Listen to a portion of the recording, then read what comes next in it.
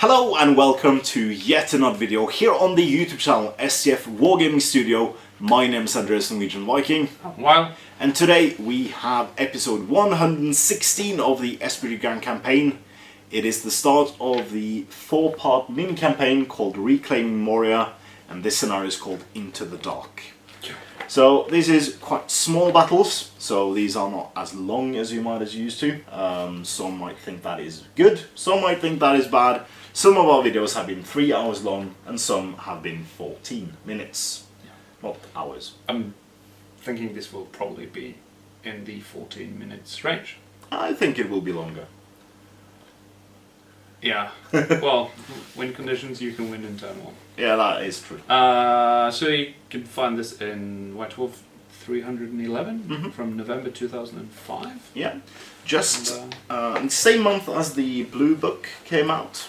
Doesn't say in the release. It might have come out the month before. There's not even a picture in there. Yeah. There's some cool, interesting things in this White Dwarf. You have a preview of the Shadow in the East book with the Eastlings. Got their expanded range, and you had incredible bundles. Yeah. You had an army of Rohan, which had 18 Riders of Rohan and 24 Warriors of Rohan for £40. That's quite good. That is very good. Quite good. So we'll explain all the rules and victory conditions for this scenario in the brief after this.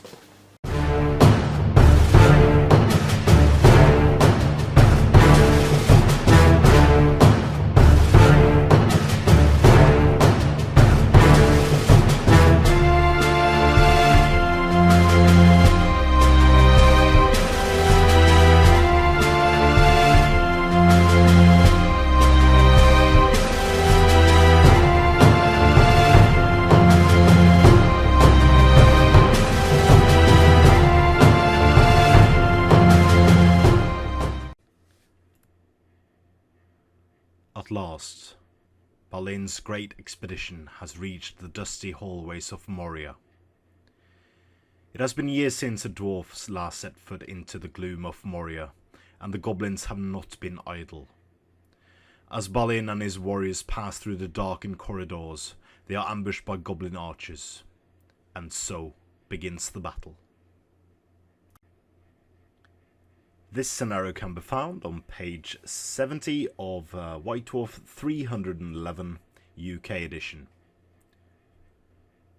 Starting positions. Balin and his dwarves start the scenario in the good starting area, as shown below. The 4 Moria goblins with bows are each placed behind one of the pillars. Winning the game. The good player wins the scenario if every member of Balin's company can escape through the doorway without any model being slain. The evil player will win if his goblins can kill any member of Balin's company with their bows. The game ends as soon as one player completes their objective. The forces. Good. Balin, 1 dwarf captain, 3 castle guard, 2 dwarfs with shield, 1 with 2-handed axe, and 3 dwarfs with dwarf bows. For the evil side. Alright, so welcome to the first chamber. This is Into the Dark, so we do have the 4 goblin archers, each behind a pillar, and then we have dwarf captain, Balin, 3 castle guards, 2 dwarf warriors with shields, 3 dwarf warriors with bows, and 1 with a 2-handed weapon. So, victory conditions, pretty straight. Goblins have to kill 1 member of Balin's company with their bows. So I don't have to kill 1 of them, I have to kill 1 of them with my bow. And you have to, of course, get every member of Dwalin's company through the doorway here without being slain. Obviously, if you kill all goblins, you'll win automatically, because I can't win at that point. So, good side starts off with priority. I don't have any might points, so I can't do anything to prevent that. So we'll come back once both sides have moved. Alright, well, so good luck. Good luck. And we've completed the move for the first round. We do have 2 archers moving up here, a warrior over here. We have an archer, a warrior with 2-handed weapon, and a warrior with shield. Balin and the captain both charged their respective archers, so they don't get to complete the objective, but I do have 2 archers here. And they both have clear line of sights to Castle Guards. And this guy. Yeah, but he's harder to kill. Oh, is No, they are the same. it? Yeah. Oh, well, I do have You have clear line to him as well. He's got a clear line of sight to that archer. And to him. This guy. Yeah. The other guy. Because this guy does not have a clear line of sight to this guy. That goes through the goblin. You could risk that though. Yeah, that's true. Yeah, that's true. Alright, so I'll shoot this one that has a clear shot first at the archer in the front behind the pillar here. So we'll see. I do hit. This could win me the game. Come on! No. I was not a 6, not what I needed. The second one will go through the combat. Hits on a 6. Does he hit me or you in the combat? Hits me, of course. And then I need to roll a 5+ to kill him. No, I don't. So the game didn't end in the first turn. Oh. Then we go into combats. I have a goblin with a bow against... Is it Balin or the captain? We'll do it first. Heroic combat with Balin. Okay, that's fine. You roll 4 highs. I roll 2, so you win it. And you I do. kill on 4s. Yeah, but then you have the Balin's axe, so you kill on 3s. Oh, so I kill him. Yep. And he goes into combat there. Alright. Remember, I have to kill with bows. Yeah, I know. Yeah. I know. The goblin seems to be very much outmatched against both Balin and the captain. Balin in green. Yeah. You just set the Set the bar. bar at 4. And Balin... No, they all roll 4s. So, but you take it on fight, obviously. I'm not trapped. I could get that way. Could have tried it. But I think the chances of killing me are pretty damn high. So, there's only 2 goblins left. Oh, 3 goblins. No, I killed him. I didn't remove it. I was like, why are there 3 goblins left on the table? Priority. Goblins get it. Goblin... I didn't want priority this time. At all. You can just move 2.5 inches back.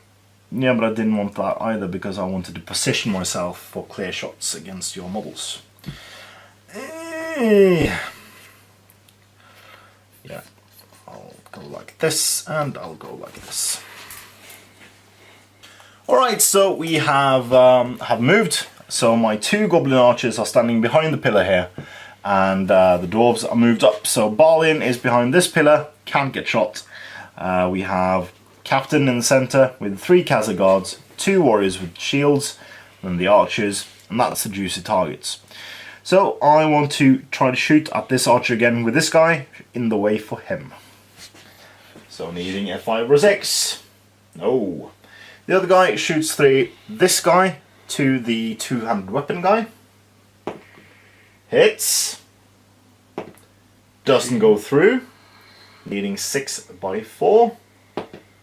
Oh no. Alright, so priority. It's 2. You get this time. Damn it.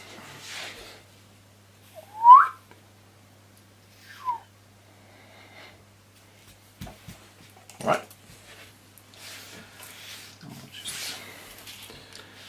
Yeah.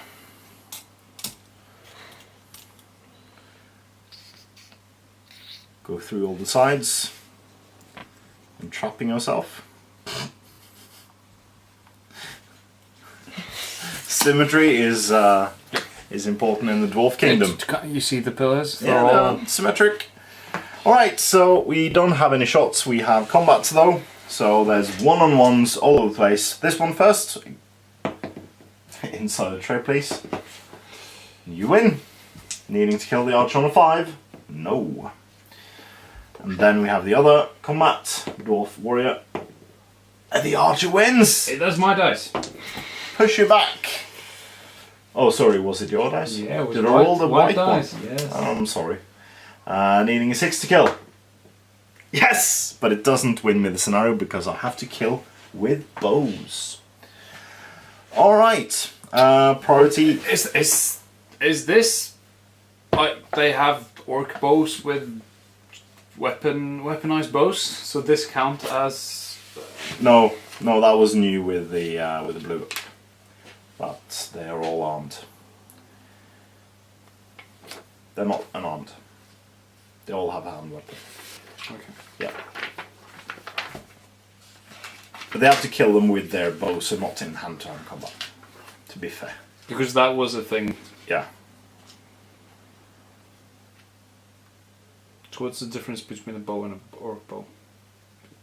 It's range. Range 24, and 18, yeah. Stop looking at the old school Battle Company's rules.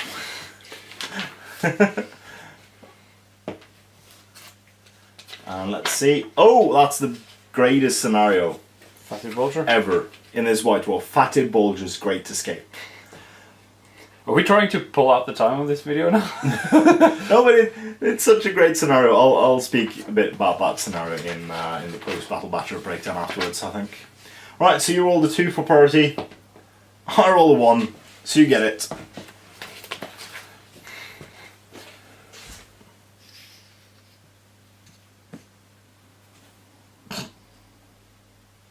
Are you not going in with the cassette? No, because you couldn't see him. Oh yeah, true. I'm trying to play it fair.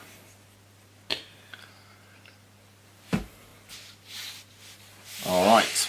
So, no shooting from me, and I think both my goblins will die this turn. So, obviously... You know, I could roll 3 ones. You could. Let's take this one first. There's 2 Yeah, dwarves. they charged. Oh, he charged. No, he charged it. Yeah, but not the castle. Not the castle. So, 2 archers, 1 dwarf warrior with shield against 1 goblin with bow. You win. He's trapped. Traps wins games. And he's very much dead. So, final combat, you have Balin, Dwarf Captain, Kazat, and 2-handed Dwarf. So, The bar is a 1. I won. Win automatically. I win. So Balin goes. Kills him. Alright, so that was the game. It will end up being longer than 14 minutes. Thank you so much for the game, and we'll see you in the post-battle battle breakdown. Alright, so welcome back to the post-battle battle breakdown. So, that wasn't the longest battle in the world. Obviously, evil has a chance to win. Yeah. But it's hard. Yeah. Yeah. It's a bit hard. So yeah, next one will be you will be outnumbered, at least. Hey. So yeah, it's a cool small scenario, and the next 2 scenarios will have the same size of the board, so you could easily play through all these 4 scenarios in roughly like an hour or 2. So you could play it multiple times and then switch sides and do stuff like that. Yeah, I think they're alright teaching games, learning games. Yeah. Like, you play the Goblin and you teach the game to the Dwarf player. Yeah, I think true. That's, And funny thing is that we played through the learning scenarios from the Goblin Town box set quite some time ago, and they were not great. They were more structured towards like teaching you the might points and teaching you the different phases of the game. yeah. But the actual scenarios wasn't that cool. No. Really boring stuff. So I hope if there's a new rulebook, or if there's a new, well, there will be a new rulebook, but if there's a new box set with a like teaching scenarios, that Jay and the gang will do better than the box set. Yeah, we'll see. So that was Into the Dark. So next week, well, first of all, I have to speak about the White Dwarf itself, because not trying to drag out the time, but this is quite a interesting White Dwarf in itself in like history, because it has multiple. There's 5 different articles about Lord of the Rings plus a teaser And for the. yeah, to put it into perspective, there's 6, 7 40k. 7 40k. Yeah, and 4 4 Warhammer. Warhammer. So actually more Lord of the Rings than Warhammer. Yeah, true. So that's, I think that. And there's even a small teaser for the Shadow of the East with the new plastic Eastlings and stuff like that. So what I find cool about this, it has rules for battle companies, Wargrows and Warhand battle companies, and it has my favourite scenario in the world, which is Fatty Bulger's Great Escape, or more commonly known as the Siege of Crick Hollow. You play with, there's a total of 12 models in the game. You know, Fatty Bulger and 8 Hobbit archers against 3 ring rates. And it's such an exciting game. The Australians of the Green Dragon podcast really rate this scenario as a really cool one to play. So if you can get a hold of this article either online or just try to eBay this issue, I think it's well worth it looking at the past 13 years prior to this. And funny thing, it's written by then games developer, now manager of the Middle-earth team, Adam Droke. It is, yeah. So thank you, Adam. And funny thing as well, the first weekend we played in the Lord of the Rings Grand Campaign, we played the Glory of the Elves scenario, also in this issue. So that is episode 4, something like that. Yeah. And it had a Battle Company's Redux, so a new version of the Battle Company rules, which is pretty cool. Pretty cool. And now we're at that stage that we have a complete Battle Company's book, as well as multiple White Dwarfs worth of articles as well, enough to maybe put in a book. I'm looking forward to that softcover extra Battle Company's book. So that's it for this week. Next week we'll play scenario 2, which is Ambush, and Balin is all on his own against 8 goblins. Yep. So that'll be interesting to see how that one plays out as well. Join us then. Until then, I've been Andreas Norwegian Viking. Wow. And please comment, like, share and subscribe. Please consider supporting us on Patreon, and if you already do, thank you very much. It allows us to keep doing what we do. It does. And as always, Support your hobby.